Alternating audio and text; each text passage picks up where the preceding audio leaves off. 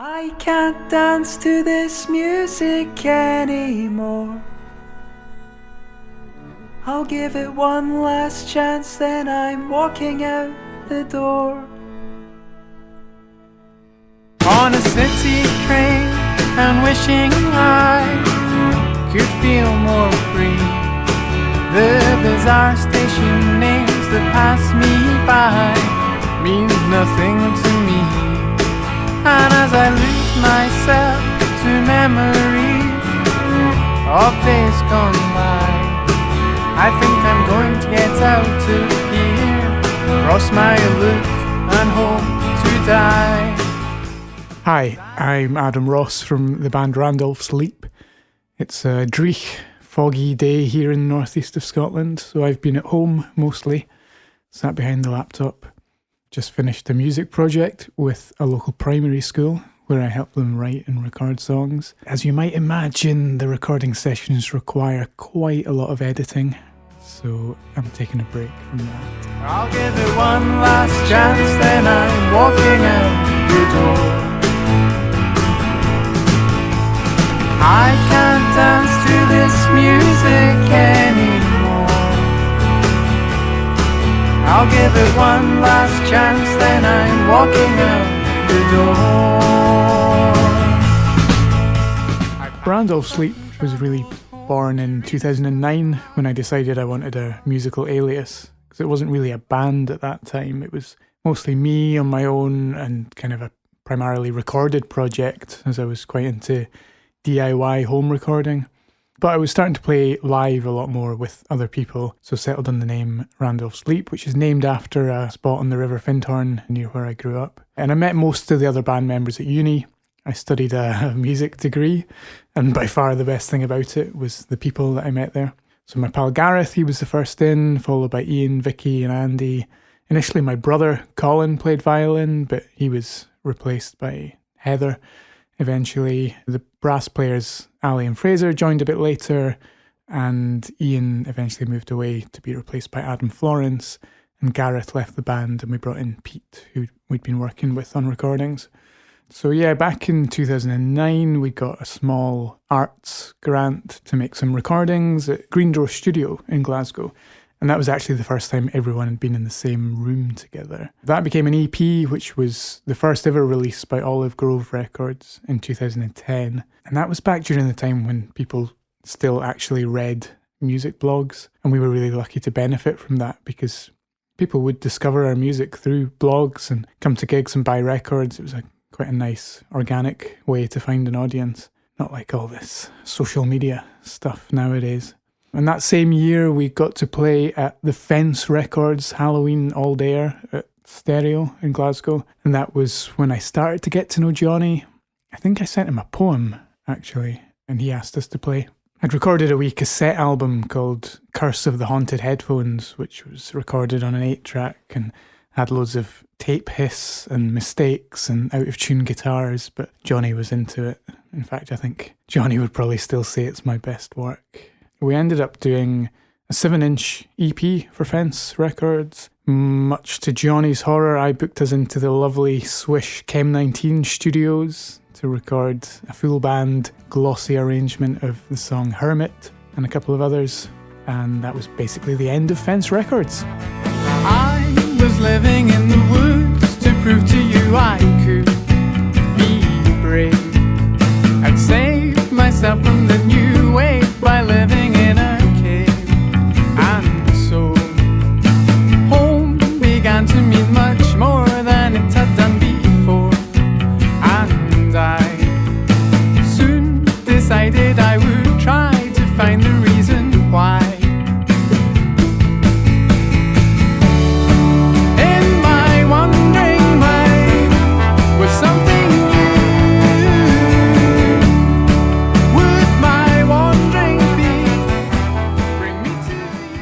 So when Fence ended, nothing to do with us. Johnny, like the Obi-Wan Kenobi of Scottish indie, came back stronger and more powerful than I could imagine with Lost Map Records. And that's where our first proper album, Clumsy Knot, was released. And that was a whole 10 years ago. The tracks were pulled together from a few different recording sessions, and the idea was that it would be a kind of patchwork quilt of different textures, from lo-fi home recordings to full band studio things like Hermit, all tied up in a clumsy knot. We were at a bit of a crossroads at that point where everything I'd done previously had been pretty DIY and home recorded, but we were starting to explore the potential of the full live band, which had grown to 8 people by this point.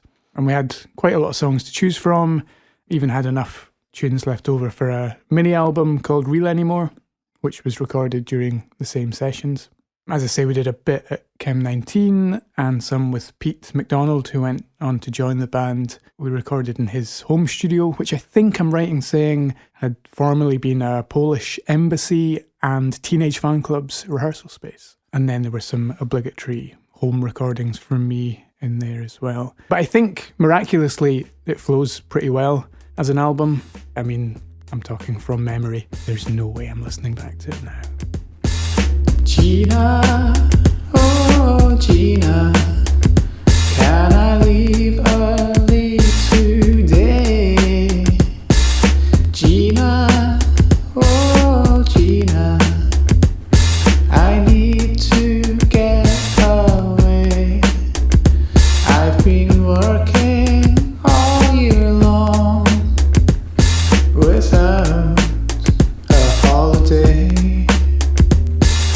Gina, oh Gina, Gina, what do you say? The song that surprised me most from the album is I Can't Dance to This Music Anymore. I remember writing it while walking through Pollock Park on my way to my job in the gift shop at the Burrell Collection. But we'd recorded a couple of different versions of it, and for a long time it wasn't in the live set at all. But there was this strange discovery after the album came out where we played it live just to sort of change things up a bit and realised that people liked it. So it's been in the set basically every single gig ever since. Another song that sort of stood the test of time is Weatherman. It was recorded in 3 or 4 different locations, I think, including Ian's bathroom. I do remember writing it and being excited about playing it live because it's quite an easy one to convey the message of, because it's basically a story song. And of course, it led to us working with the king of weathermen, Michael Fish. He came up to Glasgow and filmed a video for the song in a freezing cold warehouse. We took him out for dinner and he quite rightly ordered the most expensive thing on the menu. He showers you with sunny guarantees, but I swear to you it's just an empty screen.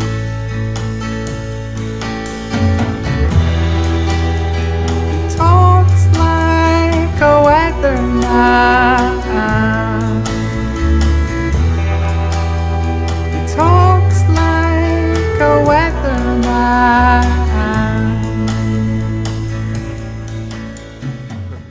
There's a song on the album called Black and Blue, which doesn't get played live very often at all. And I think that's because I prefer the recorded version to anything we've managed to put together live. It's a really simple recording, just a repeating drum loop and some guitars, but there's kind of dreaminess and warmth to it that I really like. And, you know, it's one of those recordings that just sort of takes care of itself, and I've always been quite fond of that one. I don't want to be here. Did I make myself clear? I don't want to be here. I'm black and blue, but all I feel is you. I'm black and blue, but all I feel is you. I'm black and blue, but all I feel is you. I'm black and blue. I feel like I need to address Isle of Love. Now, as a band, we've had the term twee flung at us a few times, and, I've not always felt it's justified, but holy shit, I Love Love is the tweest thing around. I don't really know what I was thinking. I guess I'd been listening to a lot of Jonathan Richman, and that's maybe sort of what I was going for. And as with a lot of my songs, it's meant to be tongue-in-cheek, really. No, I wouldn't say it's one of my favourites, especially listening back now, but it's potentially made me more hard cash than any other song, as it went on to inspire a couple of Scottish playwrights to create an entire theatre show called The Isle of Love, which toured around Scotland for 3 weeks, and it was built around about 20 odd Randolph Sleep songs. So I got to be part of the live cast, and yeah, it was an incredible experience. So, no regrets. Oh, the stress and strain, you can rise above it. There's a place I know, and I think you'll love it. We can get away from the noise and chatter and reconnect with the things that matter. They have fields of grass so long and soft that if you fall down then you might get lost, but you won't mind cause it feels so nice. I hope this magic might entice you to the Isle of Love, the Isle of Love.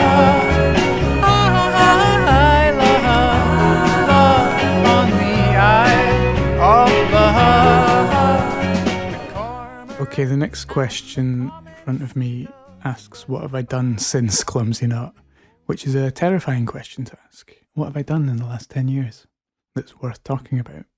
As a band, we've continued to write, record, perform. We've released 4 full-length official albums and a bunch of other bonus releases, including the Most Clunky live album, which features full band versions of quite a few Clumsy Knot songs.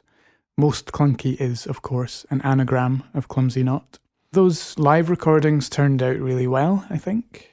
Big thanks to Robin Sutherland who recorded it. It was a Lost Map Christmas gig at Portobello Town Hall, in case anyone wonders why you can hear me sing Merry Christmas at the end of the final song. Speaking of final songs, I'm really glad we captured the live version of Light of the Moon that's on there, because it's one of the songs that changed the most from the album version. I've always liked bands that reimagine their songs in a live setting, even when Bob Dylan does it.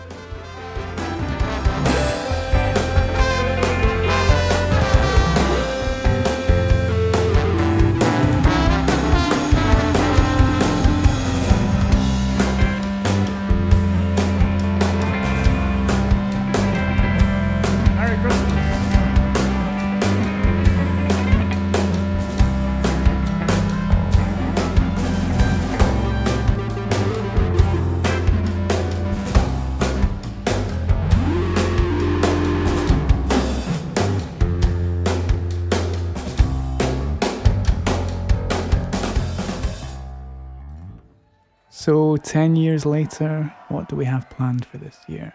Well, we've got enough songs to start recording a new album, so hopefully we'll get to work on that soon. We'll have some gigs this year as well. In the meantime, I've got a solo album coming out on the 24th of May. It's produced by Andrew Vasilik. It's got all gorgeous strings and piano and stuff on it, and I'm very pleased with it. So keep an eye out for that, please. Big thanks to Lost Map for putting Clumsy Knot out way back in 2014 when I was young and fresh-faced. And thank you to them for organising this re-release. Thank God they kept all the original files, because I didn't. Bye!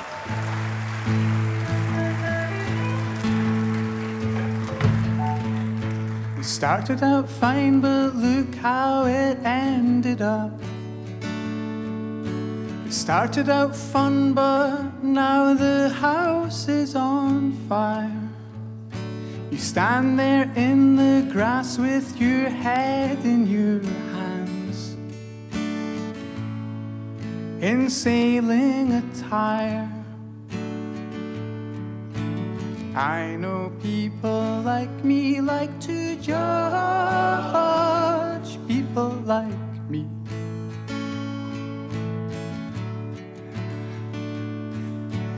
I know people like me like to judge people like me.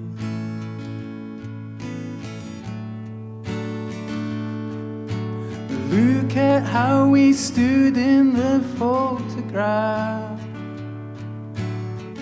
There are no mysteries to solve. I tried to hold myself in a certain way, like I was involved.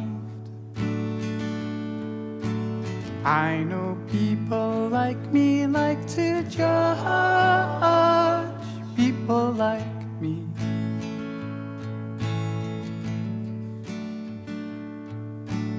I know people like me like to judge people like me.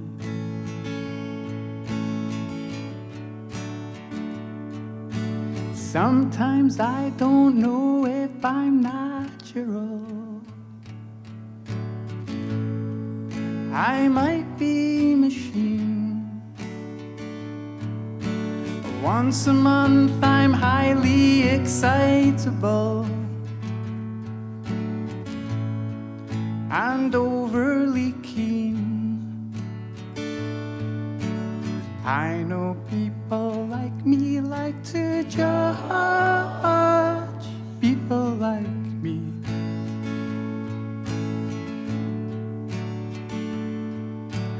I know people like me like to judge people like me.